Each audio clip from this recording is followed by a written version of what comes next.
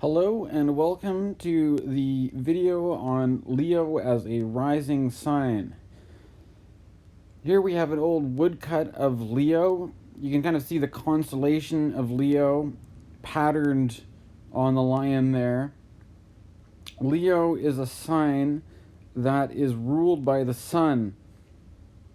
And as such, having the solar quality, it's generally associated with the king, the leader, the hero, and as such, I think it's a typical personality characteristic. If you want to go into the personality style of first house Leo, is the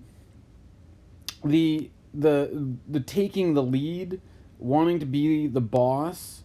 It's also, if you think about the sun as being the brightest object by far in the sky that provides us with all our daylight, the sun is something that generally gets a lot of attention, and actually the quality of daylight is what helps us pay attention to things, right? So there's this sort of like illuminating quality of the sun, and I think that can go, it has to do with both ways. It's the sun as a source of a symbol basically for the intelligence of illumination, of seeing things clearly, but I think another side of that could be the radiant glowing quality of the sun is something that which is kind of expressing itself with this light, with this energy, and as such it has the nature of trying to it's kind of like the spotlight on the stage. It's wanting to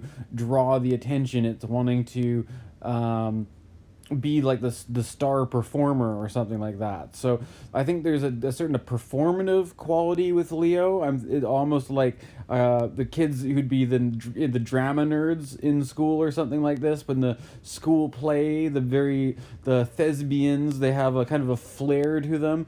These are all qualities I'd associate with Leo. This table that I moved on to here shows the lichen girding on the right hand side there. It's basically showing the rulers of each of these signs and the joys of the houses. And I'm just doing this out of curiosity to explore, because these are connections I don't often see people talk about. In this one, at first, it doesn't really. I'm thinking I could have created another column in this table for exaltation dignities, but it would just gotten too busy. But if we remember what the exaltation dignities are, for Capricorn, the exaltation lord is Mars. So Capricorn falling to 6th creates an interesting connection with Mars. The Mars element in Capricorn there, and we get a similar thing going on if we look at 9th house Aries, where is the 9th house is the joy of the sun, and similarly, like what we had with Mars there, the sun is exalted in Aries. So the 6th house and the 9th house, to me, this sort of shows that there's a particularly there's a more of an emphasis or a strengthening of these places, although of course what I'm doing here is I'm talking about the basic kind of template that's created with the rising sign, and the actual how that plays out is going to be different in everybody's chart. But somebody who has a Leo rising, sun in Aries would be it would be a strong sun sign placement. Let's put it that way. Having that 9th house exalted sun in Aries, and it would be really emphasize the sun's joy in the 9th, with higher learning, with finding that source of higher intelligence and clarity, and seeing clearly and understanding, being kind of maybe even a kind of the breakthrough of that cardinal sign of Aries, perhaps. I'd be interested to. I've got a few chart examples, but I'm not using any charts right now that have that exalted sun also in its joy in Aries. But it'd be interesting to find a chart like that to see who's got it. And um, there's also an interesting thing. We've got 12th house. The opposite, in a way, is that Saturn is in its fall in Cancer. And so that's something we'll be looking at. We're already looking at Donald Trump chart a bit today, because Donald Trump has a Saturn in Cancer, 12th house. So we'll come back to that at the end of the video when I'm looking at people's charts. But that's, again, Saturn has its join the 12th, so Saturn, you get all the sort of bummer qualities of Saturn, of imprisonment and things going out of control, or illness, or self-undoing. That is especially nasty, I think, with Saturn's in poor dignity in Cancer, and you can see that in some of the negative qualities of Donald Trump, perhaps. Not so subtly.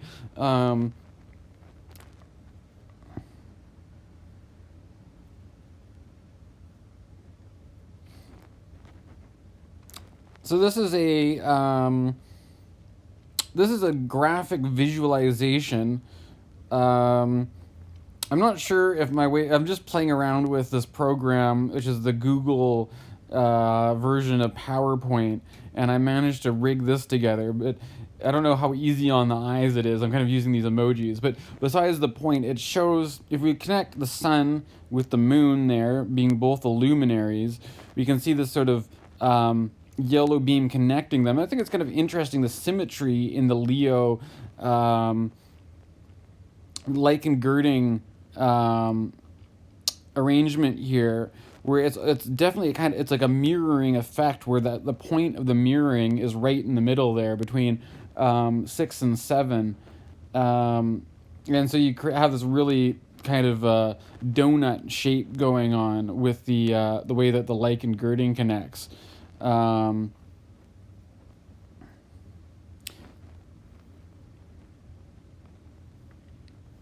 Okay, so first house.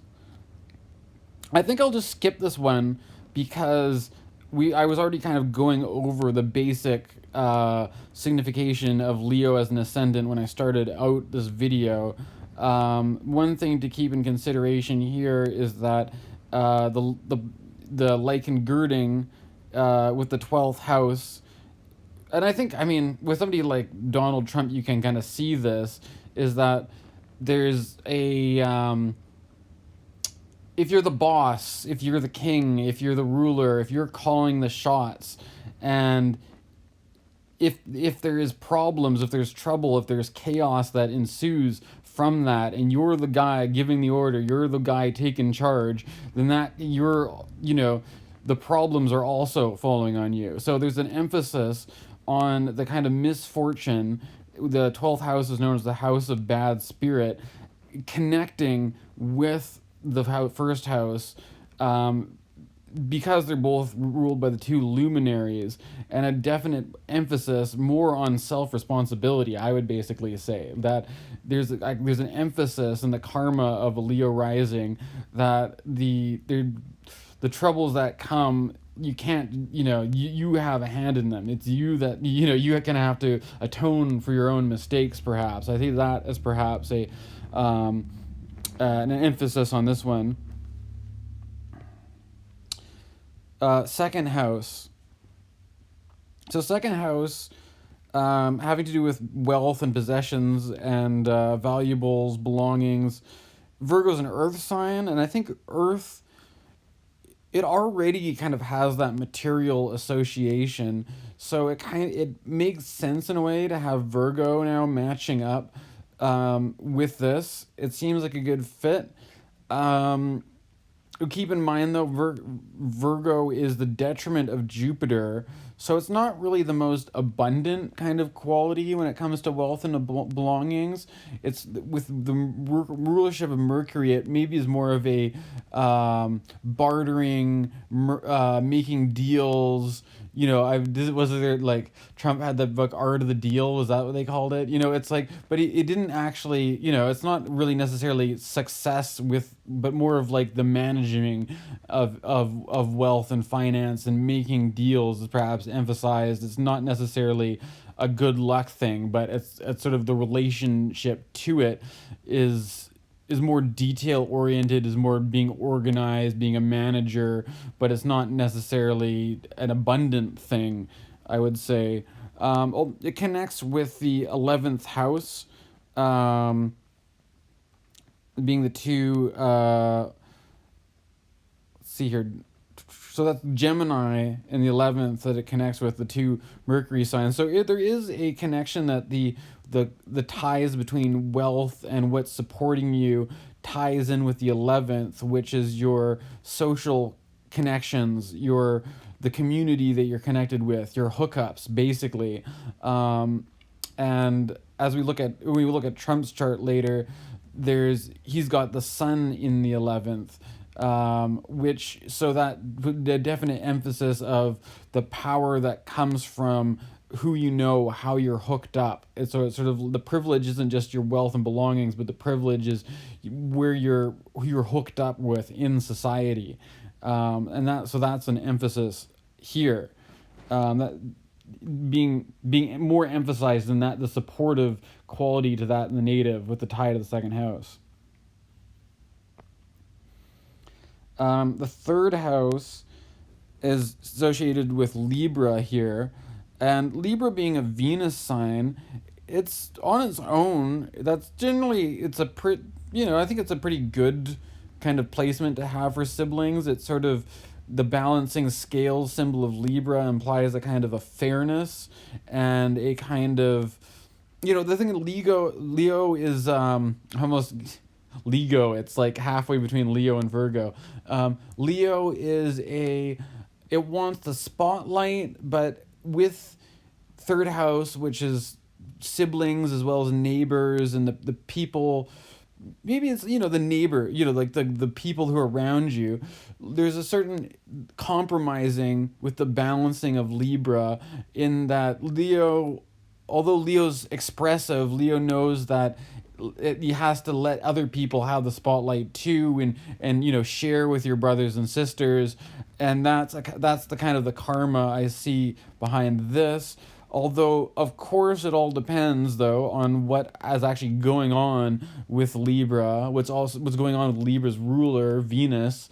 All these kinds of things are going to... ideally, it could be a nice, harmonious relationship with your neighbors and your siblings and your peers and things like that, but it could be... that could be inflamed or made difficult depending on what's going on with Libra, basically. It connects, though, with the 10th house, the 10th house being Taurus, the other Venus sign. So you've got the 10th house being kind of praxis, the practice of daily life, your career, what your legacy is, what you're well known for, your fame and such like that. And so there's definitely going to be a tie between how this relating to your brothers and sisters and how that comes out in your professional life or your public life. I think that's pretty good for that explanation. Oh, I got the cat coming here. Well, maybe I'll take a little break here. The cat's getting in my business. Hold on, Jackie. Right, so I'm back. This is probably a few days later since I started recording this video. I'm coming back at it now. And we're at Scorpio on the 4th house. So the 4th house generally has to do with your parents. It has to do with your family, your ancestry. And Scorpio is a kind of dark and broody sign. It's not really... It could it could be a sign of some sort of conflict between the parents and the native of the chart. It could be some sort of suspicion or paranoia coming up with Scorpio. There could be, and it could go either way. It could be some sort of, maybe the person's doesn't feel like their family has their best interests in mind. But then alternatively, maybe it could also be maybe the native, it could be taking advantage of the parents or something like this, right? Or there's a general, it's not quite so happy and harmonious. There's sort of like, the Scorpio thing brings out this quality of there being some sort of like shadiness about it, right? And a bit of suspicion and stuff like that. Um, with like in Girding, it matches up with the ninth house. So there could be an association there that's strengthened between the higher learning and was the lessons of the parents or something like that. The person may tie in like the higher moral lesson in life with their experience with their parents, whether that's something that was explicitly taught by the parents, that could be a factor. Or there's something about the being part of the lineage that ties in with the deeper meaning of the Leo native. And if you think about Leo too, Leo is the king. Leo, the pride of the lineage and all this kind of stuff. That the whole monarchy is a kind of a ancestral hierarchy kind of thing. So you could see that kind of emphasized with the Leo, like being passed down the throne or something like this, or carrying on the work of your ancestors, perhaps. That could be maybe a deeper meaning as well. And that could also, with that Scorpio, if perhaps a higher form of this could be some kind of like ancestral healing or something like that, like you're penetrating into the depths of the roots of where you came from, and if there's some sort of like family trauma or something like that, you're addressing it and that kind of thing. I mean, these are all potentials for the fourth house Scorpio. The fifth house, we've got Sagittarius. Sagittarius, of course, Jupiter sign, sort of the adventurous kind of, travel, adventure, philosophy. It's got a religious quality to it too. What this brings to mind to me is that the sense of play or the good fortune that goes with the fifth house. When you bring that Jupiter thing into it, this person, I'm thinking almost like the sort of like Huckleberry Finn, Tom Sawyer kind of like boyhood adventure kind of, because you've got the fifth house has a kind of like young, playful, childish quality to it, and you bring Sagittarius in there. There's a sort of like the adventure story or something like that.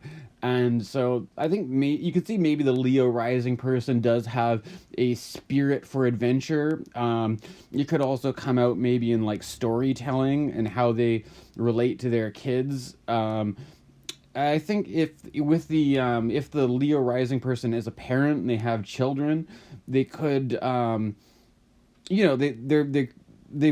in the way they interact with the kids could be like bringing that spirit of fun and playfulness, but wanting to like expand their horizons a bit, or like enlighten them with the Jupiter higher knowledge kind of thing going on.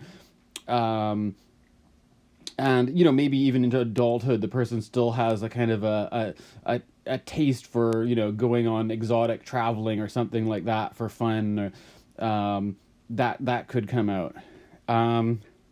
With the lichen girding, though, there is it connects with the Pisces 8th house, though. So there could be, with that 8th house thing, there could be like looking to this kind of romantic adventure thing, could be also a kind of escapism, perhaps, right? The 8th house is kind of like escaping death, or, it's about death, but it's also what you do to try to escape it, or, your and what you owe to other people or something like that. Like another thing is like the person could possibly go in debt due to their adventures, right? They don't quite budget their adventures, and they end up owing people a lot of money or something. That's how you could maybe also connect this fifth to the eighth house. Could also things like getting in the hole with gambling or speculation. That could also apply. Sixth house, Capricorn. This is an interesting one. Now, of course, Capricorn's a Saturn sign, so it has a lot to do with the structure, the material world, what you're doing in it. And I get the sixth house being kind of like this manual, I guess, kind of manual labor thing coming out of the sixth house with subordinates and lower level work, but with that really heavy earth Capricorn thing, I think it much more somebody who's working with their hands, somebody who's maybe like a hard hat kind of guy doing drywall work or construction, or if the person has to do lower level jobs to get by, they might be kind of physical. They might have to do with it could also be like landscaping or gardening or working the land, but that very hands-on material work, it could be emphasized by this. This whole Saturn thing also has to do with like the bones. So if there could be sort of some kind of health issue that has to do with the health of the bones, like was the person getting the right minerals, or maybe if there's a really afflicted sixth house in Capricorn. I'm just kind of playing around here, but I'm thinking like osteoporosis or something like that could be an issue that could come up. It's I don't know, you could look. I'm not really a pro medical astrologer, but that's the Saturn bone thing comes to mind. Or it could also be like the kinds of injuries that would come from the manual labor of working in like construction, for example, like the proneness to injury in being involved in that work. So it matches up with the seventh house being Aquarius, which we're moving on to. So the seventh house has to do, well, we can just move on. Seventh house has to do with partnerships, relationships, and things like that. So there could be, it could be, say, something about the kind of work that your partner does. The partner could be involved in some work that's very what has something to do with this construction or building or working with the material, working maybe even agriculture or something like that. They're or doing the part. You could meet the partner as being a subordinate to you with another sixth house thing. The person, you could meet your partner or emphasize the partnership. It could not even be romantic. It could be just working partnership with subordinates that are emphasized. But yeah, that's the like and girding. When you look at the Aquarius in the seventh house itself, the person is probably going to go for the kind of people that are a bit quirky and a bit kind of misfit or outsider, a bit unusual in some way. And there could be a kind of, a romanticism in being, we're the freaky weirdos, and they're looking for a partner who kind of brings that out in them or celebrates that side. I don't know. That's kind of, I'm just doing. It's kind of like a sun sign astrology stereotype, is thinking Aquarius is just being the eccentric kind of quirky outsider. It's there's deeper meanings to it too, where the Aquarius kind of represents the self-sacrificing to a higher cause, whereas Leo, being the opposite sign to it, is a bit more self-serving. They're a bit more working for their self-interests, and that could be like Leo's major problem in a way, that they may be just they're at the regardless of you get these questions of regardless of what is, you know, how you talk about yourself, you know, because we all want to talk about ourselves as good people who are not like selfish assholes and stuff like that. But, you know, at the end of the day, your actions and what you're doing in life, what does that really show about like where your priorities are and stuff like that? And are you really, you know, it's just self-serving kind of cutthroat individualist, or are you working for the benefit of others or the benefit of improving society or something like that? We may all like to say that we're working for the benefit of others and we just want to make a positive change in the world, but you know, that might just be, you know, what we say to people so that we can get them to like us. It is really our own self-serving motivation. So I think that kind of polarity between like, are you in it for your self-interest or are you doing something for the betterment of the world? That's gonna like come out in the relationship somehow with that polarity between Leo and Aquarius. Um, and you know you know, maybe the part of the attraction to the Aquarian is the Aquarian partner could be I you know, embodying more of this selfless, you know, the attitude of putting the service to others for themselves, working towards a cause, and you know, that could you know, that could be inspiring for the Leo as sort of filling in an issue that they may sometimes struggle with or something like that. The Aquarius could be kind of more of that ideal or something, balancing out the kind of self-empowerment of Leo with working to something bigger. Leo, so yeah, and then the like and girding, we just kind of went over that, so I won't spend too much time repeating that stuff. The 8th house matches up with Pisces. And I think about the 8th house as it's like we're always trying to when we're faced with reality as it is, there's always parts of reality that are not quite to our liking, that could be problems or troublesome, and we try to find ways to get around this. And in, you know, one way it could come out is that like if a person's born into poverty, then maybe the only way to survive is to get into crime, right? And so it's sort of like trying to escape out of this situation by turning to something that's kind of like cheating. You know, it's not playing by the rules, right? And that's kind of what I get from the 8th house, is because it has to do with the death and loss and all this kind of stuff, but it's what you do to avoid the loss, what you do to avoid the death.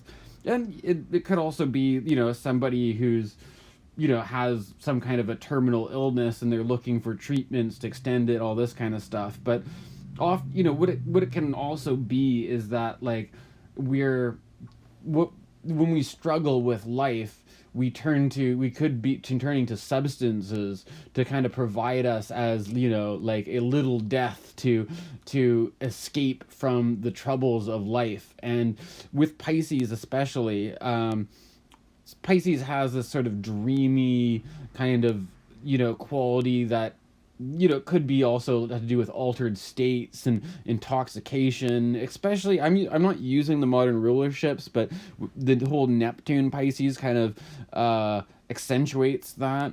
So I'm thinking substance use and whatever people use to sort of escape reality, or you know, like try to cheat the fate that we're faced with or something like that. But mainly the kind of the avoidance mechanisms here.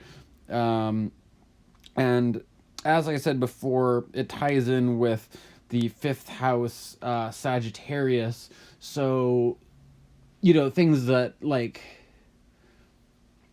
there's something like this, the perhaps the intoxication of an 8th house Pisces could also tie in with the playfulness. Like it could be somebody who parties, right? Like what they do for fun, you know, involves a certain sort of, you know, the 8th house, these escape methods are self-destructive in a way, and that's why the 8th house of death and stuff like that, there could be a kind of self-destructive tendency in, looking for pleasure or looking for something, some way out of the discomfort in life.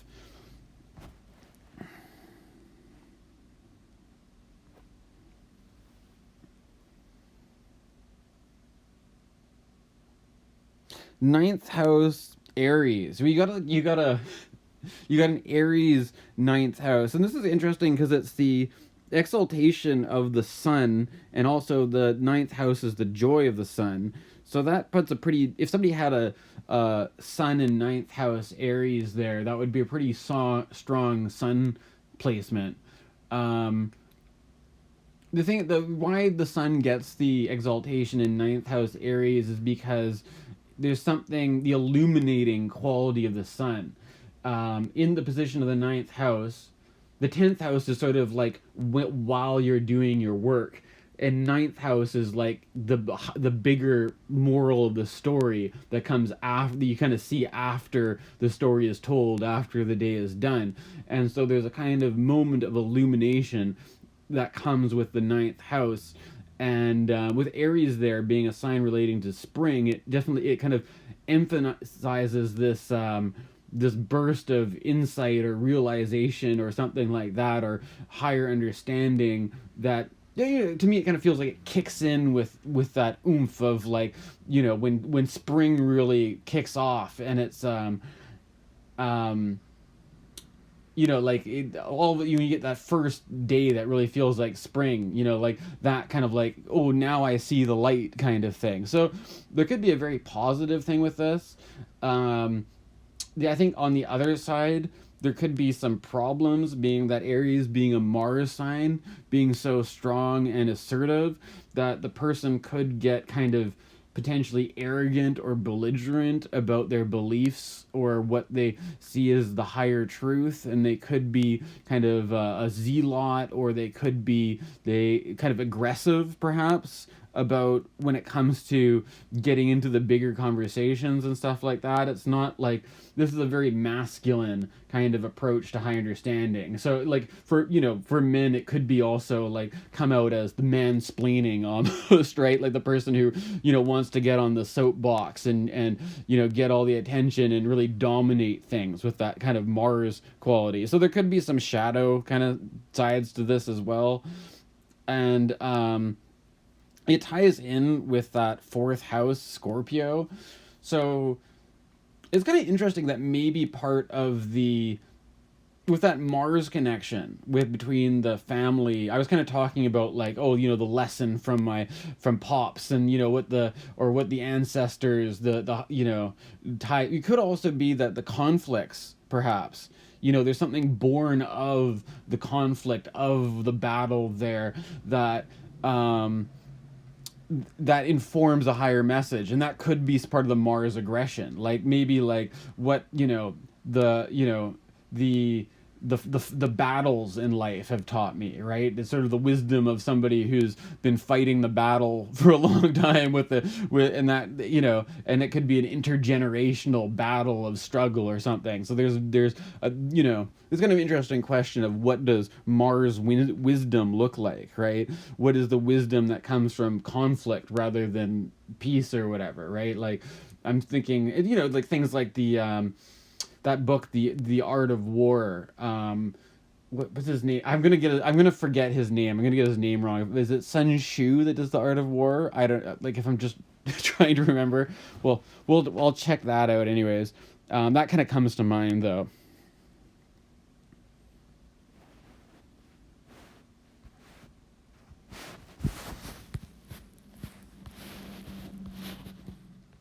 And here we are with the 10th house in Taurus.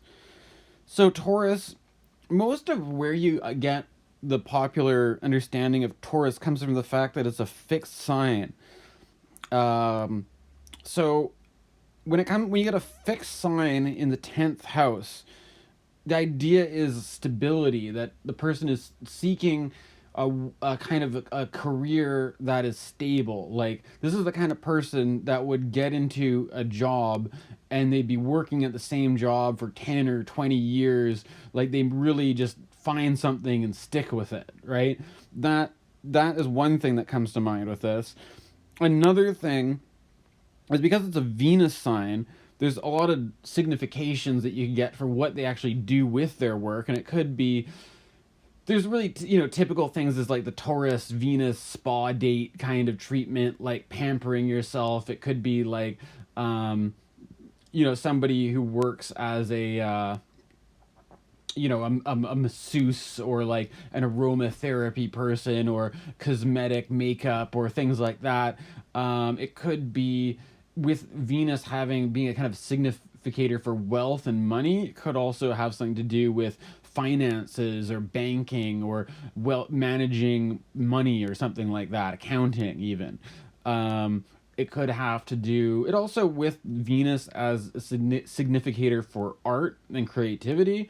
It's also a good placement for people who would be musicians, artists, and not just somebody who's a hobbyist, but somebody who's a kind of a working musician who actually that's part of what they do, and they've with that fixed sign they really kind of established themselves as somebody who's either touring or playing or something like that. Working on their craft, whatever it is they do.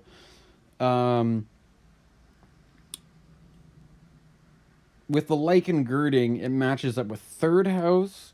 So there's something to do with the siblings or the neighbors or something like that. I mean, it could have the there could be some sort of connection with the siblings with what you do for work. You could get the job somehow through siblings or uncles or cousins or something like that. You could that could be part of it. Or what you do for work could be, maybe you're doing a lot of work for people in the local community, right? You're If it could be somebody, you could do like Taurus could also be like interior design, and you could be like, we're doing work around the local neighborhood, like beautifying shops or something like that, right? That could be another kind of 10th house Taurus kind of thing.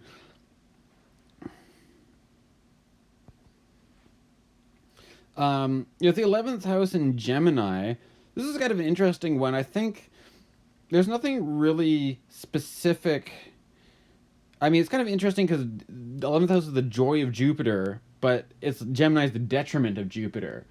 Um, so that itself makes a bit of a mix-up. But you've got this air sign with the 11th. With the 11th is a very social house, so it's kind of interesting with the air sign here that the person's kind of what they have as their social network, the organizations or bigger communities or the institutions they're involved in could have this kind of like sharp kind of conversational kind of witty banter about it, like people talking shop and shooting the shit and all this kind of stuff, like that could be highlighted.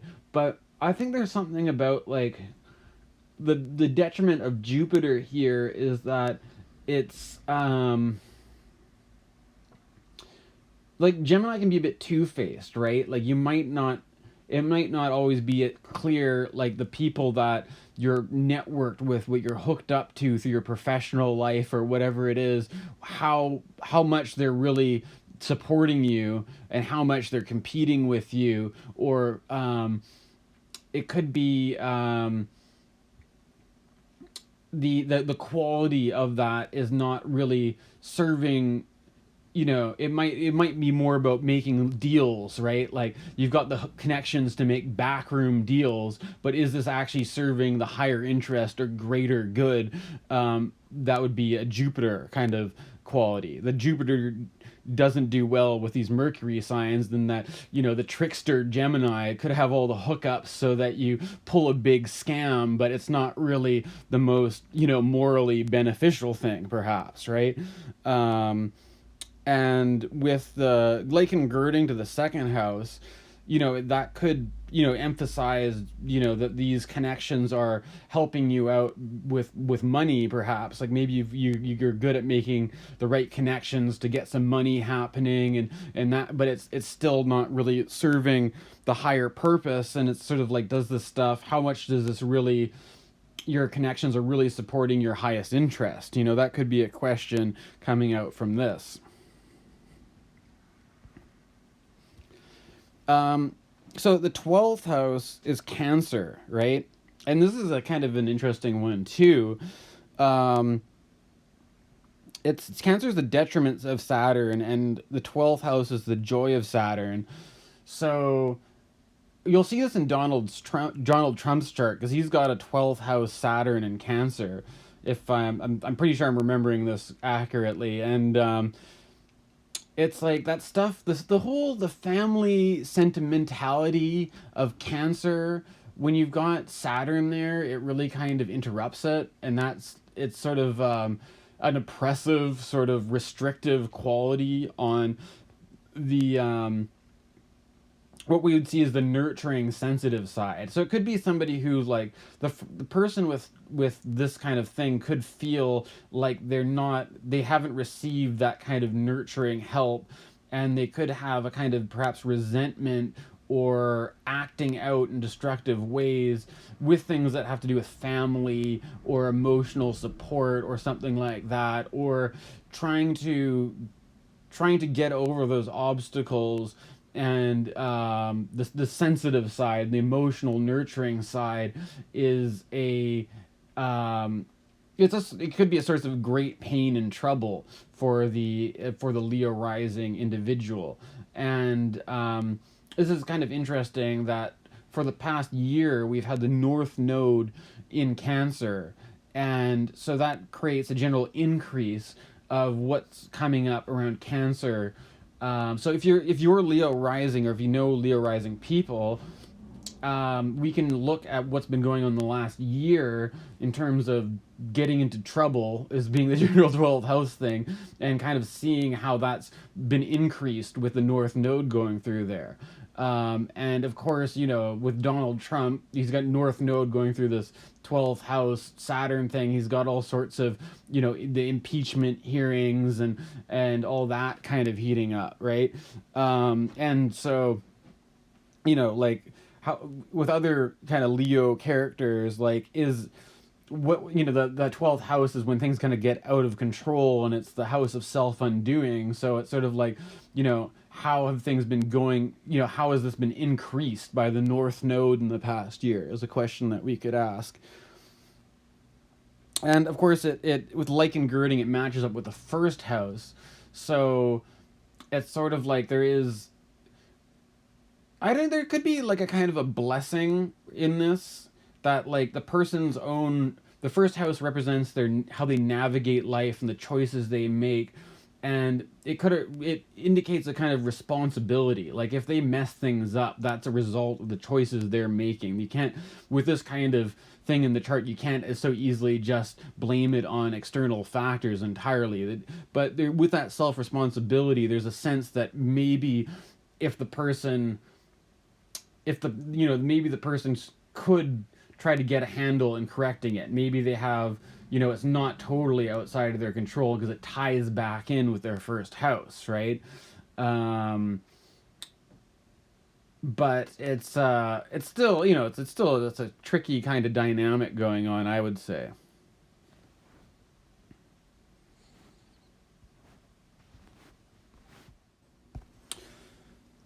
So I'm going to spend some time looking at the charts of some people that have Leo rising. I basically picked these charts because out of the accuracy of it, I've tried to pick charts that have high accuracy ratings for the birth time, so we can be pretty confident that these people are in fact Leo rising, as well as being who I'd consider interesting characters to look at for one way or another. And of course, Pablo Picasso is a pretty interesting guy, as well as probably one of the most influential artists of the 20th century. So if we look at his chart here, first of all, his sun is in the fourth house Scorpio. Um, and I think the fourth house is a pretty good placement for artists. I believe it's like Tim Burton who also has that fourth house placement for his sun, and the fourth house kind of represents the most of the underworld point of the chart. And while it has to do with family and ancestry and stuff like that, it also in a way kind of represents the real like depths of the psyche, and it's a good position for an artist who's really drawing upon that kind of quality, especially with Picasso getting a bit more abstract and surreal, kind of bringing forth this thing of the underworld, which is more of the what feels irrational, or of a kind of a dreamlike surrealness into the artwork. And I think that can be, you can see that with the fourth house and with the Scorpio, like some of his most famous artworks. Oh, I'm gonna be. Was it Guernica? Is that the one? Yeah, they often deal with some darker themes. You can look at the 12th house there. You've got Mars, Mars in its fall in Cancer, create that with Cancer being the sensitive, kind of emotional, nurturing, the moon sign, with Mars is Mars and Moon don't really get. I've had Mars actually hitting my natal moon placement yesterday, and it's not, like Mars Moon can be some volatile moods, and so this, it kind of emphasizes the kind of emotional volatility, crankiness, disruptive kind of quality. So, you kind of, this to me, it points to Picasso as having a kind of a volatile side with that Mars and Cancer 12th house. If you look at where the moon is in fifth house Sagittarius, and with that moon the fifth, that's all another placement that works for an artist. Interesting enough, as we go to Trump's chart, Trump also has moon the fifth, and I don't know how artistic Trump is though, but you'd have to. This is why it's interesting to compare some of these charts. If you look at the ruler of the fifth, it's up in with a stellium in the 10th house. So you've got that Taurus 10th house, and it's pretty stacked with Picasso. You've got Jupiter, Saturn, Neptune, Pluto, Chiron, all in that 10th house. So it's putting a lot of weight on the house of career and what you're known for. And we're just following the depositorship. It's a Venus sign. And we look where Venus is. Venus is in Libra, third house. So Venus is its own domicile. Venus is in a good place in this chart. If we look at the aspects, though, it is kind of getting a bit of a square from Mars in the 12th. So there is some, but that with this kind of thing, with Venus in Libra being, I get a very sense of a fine arts kind of quality from Venus in Libra. That Mars, the broody 12th house Mars there, could be, that dynamic tension between the emotional difficulty, kind of, and working with that in the art. And even Picasso had his whole blue period, right? So I think that's another thing you could probably see from that Mars in Cancer is we look at his blue period paintings, the old man with the guitar and stuff like that, and that being, using the difficulty to sort of turn that into a beautiful piece of artwork that really lasts the test of time. You could see that with this big play between the troublesomeness of the Mars and Cancer and the dignity of Venus and Libra. Another person I was decided to look at who's rather than being a visual artist, more of a musician, we've got Alanis Morissette. And she also has that Mars in Cancer. And not only that, but she has Saturn in Cancer too. Saturn conjunct with Mercury. So that's the pretty. You've got the two planets that don't do well in Cancer, both there in Alanis's chart. So that does make for some trouble. However, you've also got Jupiter there in Pisces, giving a trine aspect in kind of in general to the whole sign of Cancer, which helps it out a bit. There's also the moon in Scorpio, similar to how, if we go back to, it's kind of interesting, Picasso has his sun at 2 degrees Scorpio, as we can see here. If we go switch to Alanis, she's got her moon at 1 degree Scorpio. So rather than the sun in Scorpio, the moon in Scorpio. But again, the moon's in its fall in Scorpio. So Alanis actually has a very difficult chart here. But I think Jupiter in Pisces, she has... I'm not completely up on all her stuff, and I have to admit I'm not doing as much researching for this one, but I know she has done some interviews with spiritual teachers, and I think she's had her own kind of spiritual awakening, and that sort of spirituality is a big force in her life. So there's something about the kind of, taking the difficulties in life and kind of using that, if you're talking about alchemy here, the taking the raw materials and getting some kind of spiritual gold out of them, that with that Jupiter in its own domicile in Pisces, it's and connecting with this difficult stuff in Cancer and Scorpio, there's a way that Jupiter can work with this stuff and help to make it into something helpful. But it's also the 8th house, and there could be perhaps risks of spiritual bypassing or risks of using spirituality as an escape, but if handled correctly, it could emphasize maybe the greater surrendering, right? The eighth house is a playhouse of death, but rather than using it to escape death, to sort of surrender to it and die before you die, as being a greater mystical message behind it.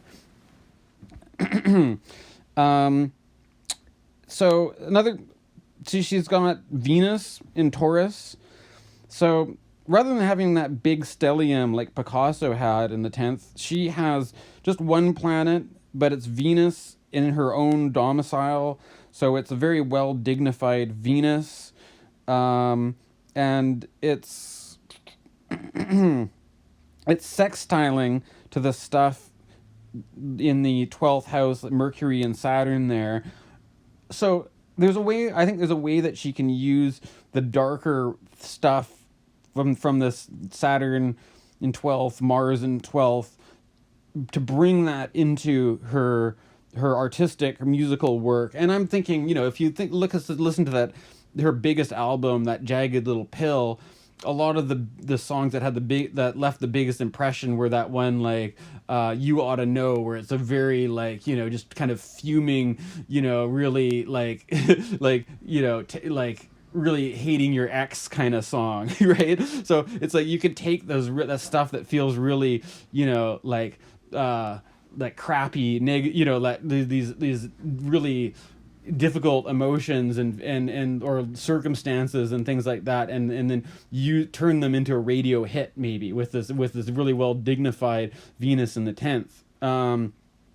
It's kind of interesting. She's got with the Gemini sun. I also see that Gemini sun coming out in her music, because if you think about that song, that song Ironic is almost a bit cheesy, but that kind of like, to me, that song shows that Gemini personality, just kind of like playing with the I mean, people say it's like most of the things that she says in that song aren't really good examples of irony, right? Like, a free ride when you're already late. It's not, but it's sort of like this sort of like sense of humor, or even she's got the song that's like one hand in my pocket, other one smoking a cigarette or giving the high five or something, that you've got the duplicity of Gemini, right? One hand's doing this, the other hand's doing something else. And her career was kind of interesting, because I think her first album which came out earlier in the 90s. If I remember correctly, it was more of like almost like a pop album. It was like she was being almost like a Canadian Cyndi Lauper or something, and that she kind of like she was going to be Britney Spears or Madonna or something like that, and she kind of reinvented herself in her next record, being a kind of more like bringing that kind of the 90s grunge sort of folky singer-songwriter thing, being a bit more, less pop, less commercial. But the main point there is that it's a change in image. It's a major shift. And that's what you get from mutable signs like Gemini, is that your Gemini is switching from spring into summer. And so it emphasizes a kind of transition in the life of the person.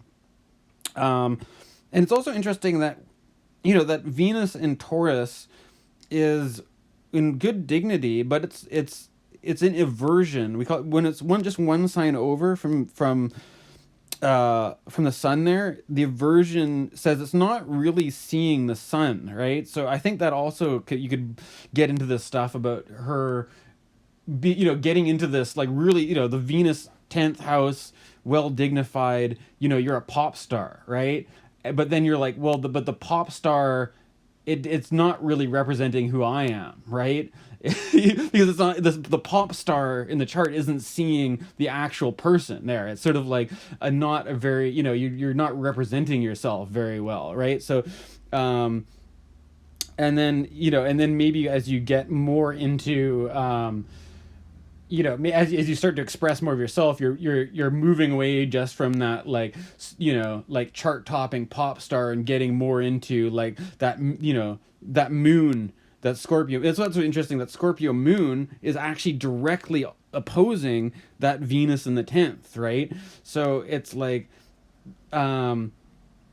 you're seeing a direct connection between the emotionally difficult stuff. The moon's in its fall in Scorpio, so that's a very troubled moon directly connecting with the tension of opposition to the successful pop star, Venus at the peak of the chart kind of thing, right? And it was also interesting, if you look at the actual midheaven point, the midheaven point in Alanis' chart is right conjunct Chiron. The midheaven also kind of points to the topics of, similar to the 10th house of career and public image and all this kind of stuff. And with Chiron right on the 10th, that the public image when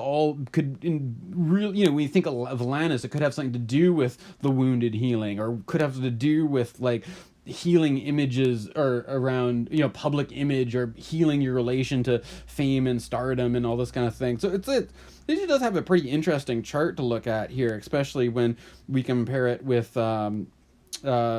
Picasso, just to look at two different artists who have Leo rising. And of course I think Leo rising itself kind of speaks to that performer. Madonna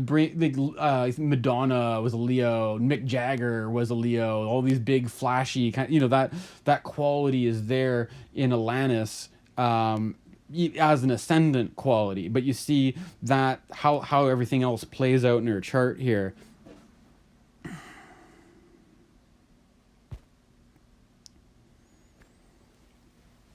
And now we get to Donald Trump.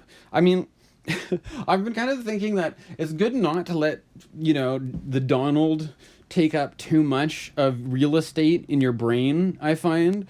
But as I was making this video I started making this video while all this crazy Iran stuff was going off and the new year and stuff like that. And, it's, it's sort of like, how can I make a Leo rising video right now and not do Donald Trump? Really? It demands some attention.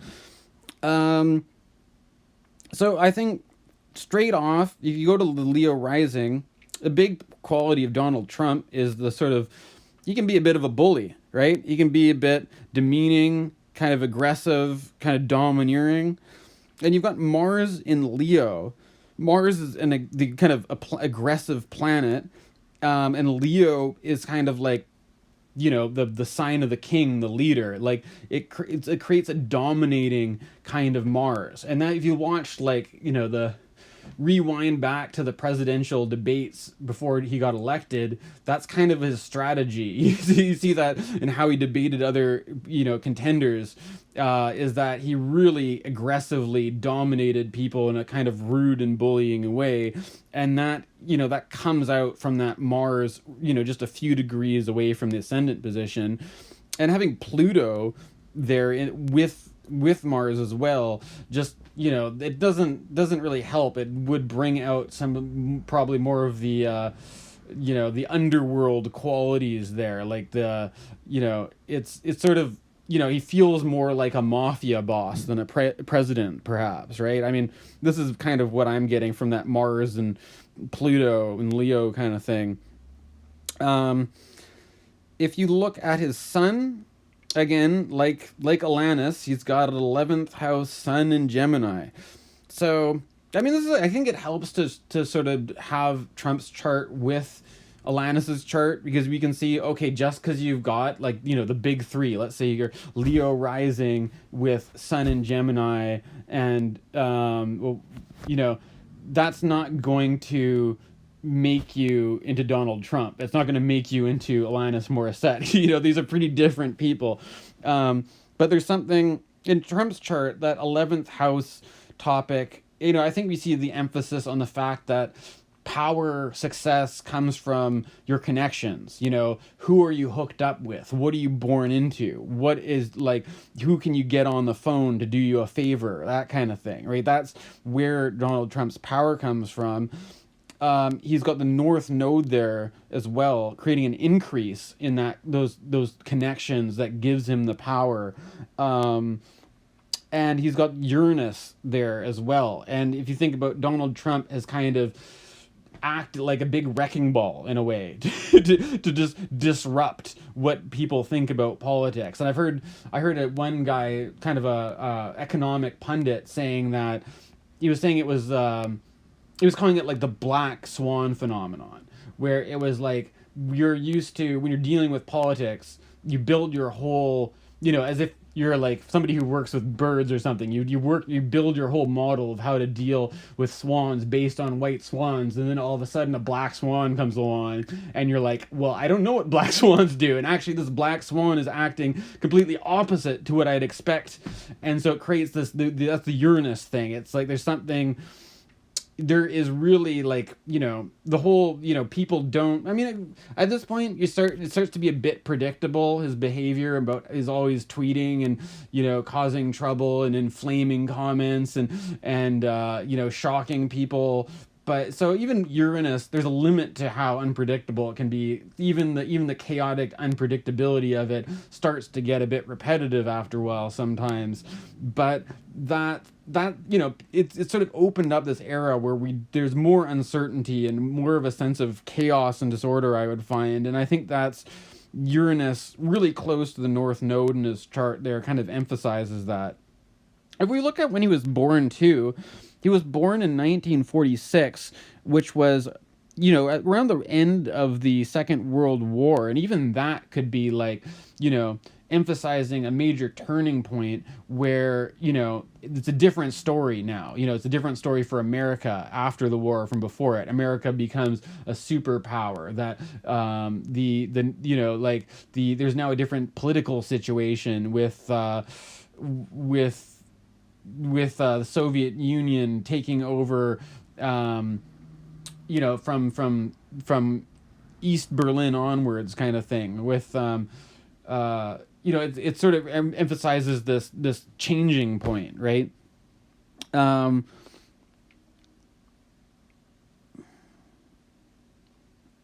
so he wasn't like.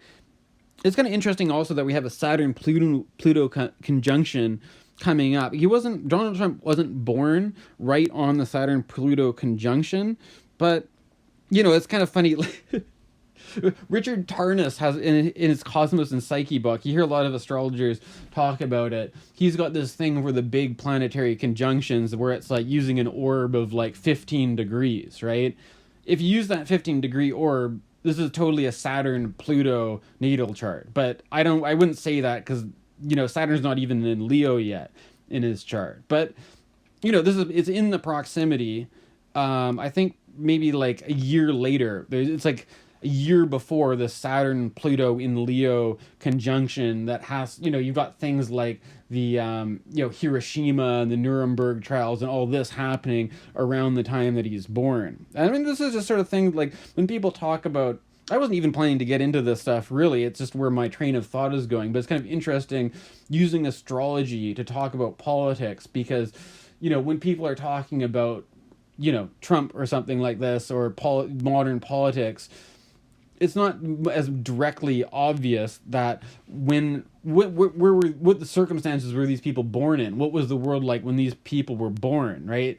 And that's essentially kind of what we're looking at with a natal chart here. This is a snapshot of 1946 when this person Donald Trump came into the earth, and around that time we've got Saturn conjunct Venus, which is not a very nice transit at all, really. Like Saturn, people say that Saturn-Venus transits can be some of the most difficult because Venus having to do with all these nice things like love and friendship and, your personal wealth and all the pleasantness of Venus, Saturn, it puts a restriction on that, puts a limit on it, puts it under pressure, puts it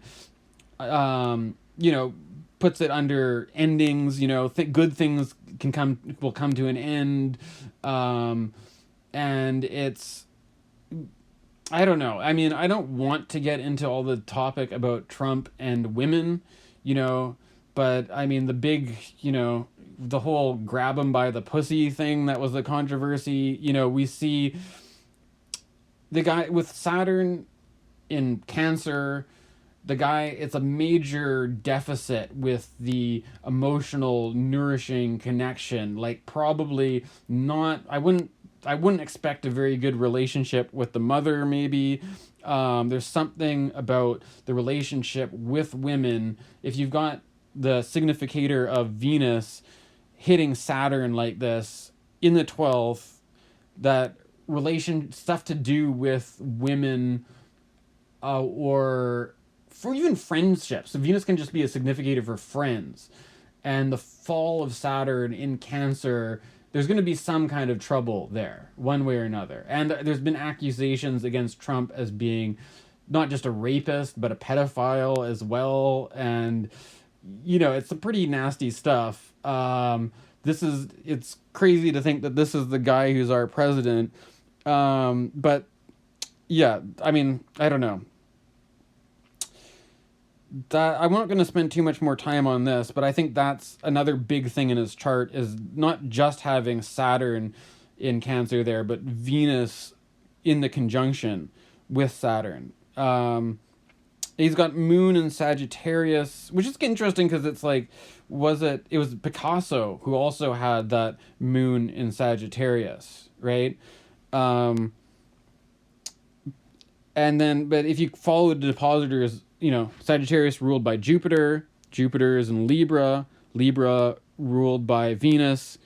And also you got Chiron right there with that Jupiter. So this whole thing about, ethics, the law, Jupiter in Libra definitely emphasizes the law and stuff like this.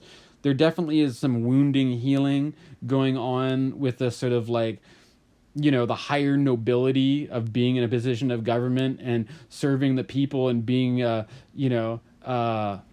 beneficial, benevolent force or something like this. This is that Chiron shows wounding there. And even with the Neptune in the same thing, it indicates a kind of delusion, right? Like that it could be like, he could be a little bit deluded about like, how he sees himself as a president, right? Like he could like be under the illusion that he's not such a bad guy, which is an interesting thing.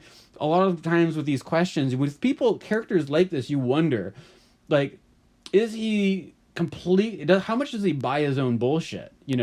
Does he, when he gets up there and says like, I'm so smart and I'm such a great guy, is he just like how much does the person buy their own bullshit? With Neptune there, like the chance that he is a bit deluded about it. And this is stuff, it's also interesting. It's getting the Jupiter, it's not the tightest square, but it is squared by that Saturn and Venus, right? So all this, that weird Saturn and Venus stuff, you know, which probably highlights his misogyny and all this kind of thing, is taking its toll on his you know, his position of being a you know, a leader for the, you know, leading the country in civil society and stuff like that. You know, the fact that whatever, you know, I don't have to really spell it out with astrology. You know what I'm saying here, though, right? Like, there's he's definitely a compromised politician, and you can kind of see that by the kind of aspects he's getting from Saturn and Venus to Jupiter here. The fact that Jupiter too is at 17, Saturn and Venus are at 23, 25, it means that Jupiter is moving towards this, right? Which makes sense, because it's sort of like, you know, for most of his life, he was working as a businessman, right? He wasn't even involved in politics. So it's like the conflict between that Saturn and Jupiter, and between the Cancer stuff and Libra stuff, as it kind of gives this sense that Jupiter's moving into it, and it's something that heats up kind of later in life, the conflict. And that's what we could probably be seeing now, right? Like if you were to give a natal reading for him earlier in his life, you could say like maybe this isn't something that will kind of activate later on, right? You can get into progressions, techniques, and stuff like this to, if you really want to kind of get precise about it, right? Anyways, so I think that's my look at a few different Leo rising natal charts. Yeah, I hope you enjoyed this video. I'm who knows when I'll do the next one. I'm just kind of going at my own pace here. Anyways, I don't know. I hope everybody's having a good time out there with the Saturn Pluto season and all that. I'm feeling a bit better today. I don't know. Like and subscribe, I guess you could say. All right. See ya.